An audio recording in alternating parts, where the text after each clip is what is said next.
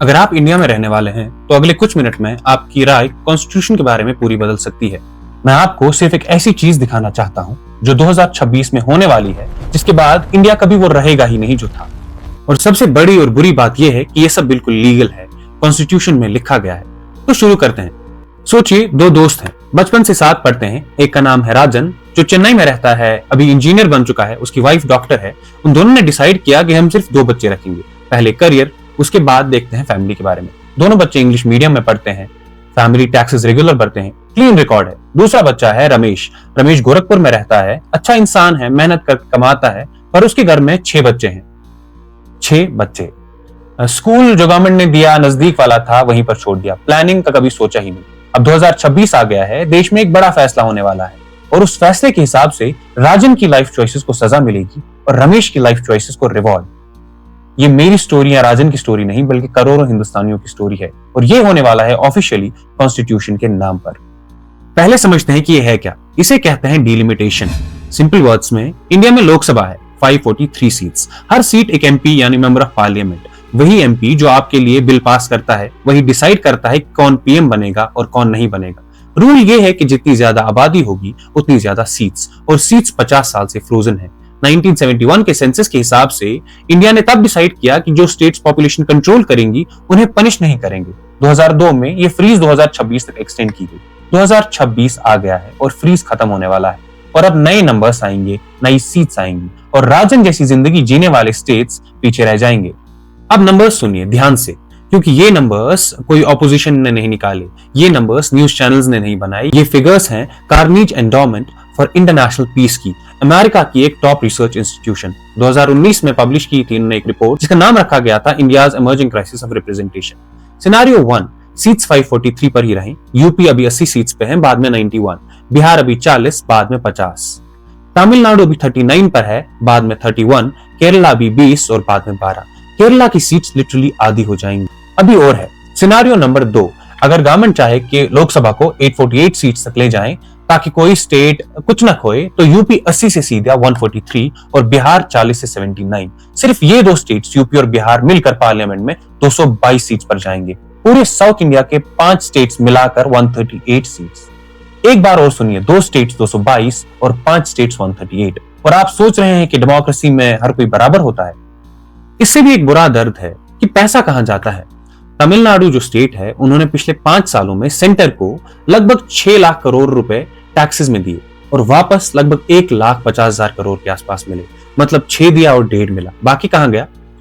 केरला के finance minister ने parliament में आरबीआई का डेटा रखा और कहा कि केरला हर 100 रुपए देता है सेंटर को और वापस सिर्फ 21 रुपए मिलते हैं उसको। यूपी को लगभग 40 से 50 रुपए और बिहार को 70। और अब 2026 के बाद केरला की पार्लियामेंट में सीट्स भी कम होने वाली है। पहले आप उनके पैसे छीन लो, फिर आवाज भी बंद कर दो। अब मैं आपको एक चीज इमेजिन करने के लिए कह रहा हूं। 1975 तमिलनाडु का एक गांव, एक माँ है जिसके 2 बच्चे हैं। गवर्नमेंट का एक वर्कर आया और फैमिली प्लानिंग के बारे में बताया।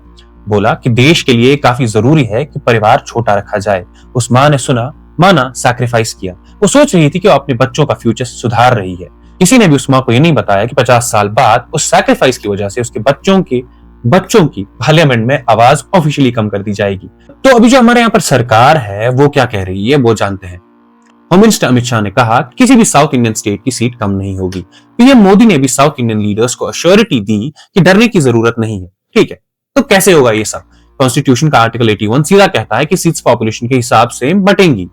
तो या तो आप आर्टिकल 81 चेंज कर रहे हो, यानी कॉन्स्टिट्यूशन, पार्लियामेंट में 2/3 मेजोरिटी चाहिए, अभी बीजेपी के पास वो नंबर्स हैं ही नहीं।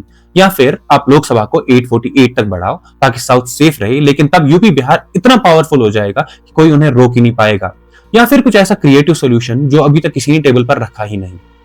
3 रास्ते हैं और तीनों में कोई ना कोई कॉम्प्रोमाइज जरूर होगा, और जो कॉम्प्रोमाइज होगा वो एक डिलिमिटेशन कमीशन डिसाइड करेगी, एक कॉन्स्टिट्यूशनल बॉडी जिसके फैसले को सुप्रीम कोर्ट तक चैलेंज नहीं कर सकता है। जब वो कमीशन ऑर्डर करेगी वो फाइनल होगा हमेशा के लिए।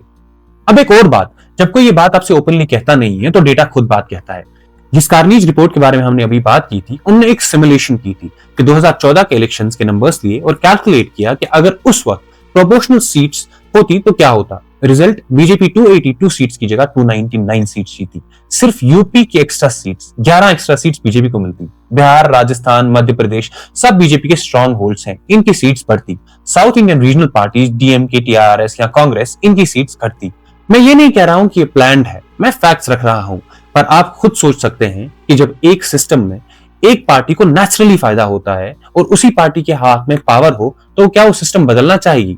और ये प्रॉब्लम सिर्फ इंडिया की नहीं है, अमेरिका में भी यही क्राइसिस था। बड़े स्टेट्स थे कैलिफोर्निया, न्यूयॉर्क, जिनकी आबादी काफी ज्यादा थी। छोटे स्टेट्स व्योमिंग, वर्मोंट थे, जिनकी पॉपुलेशन थोड़ी कम थी।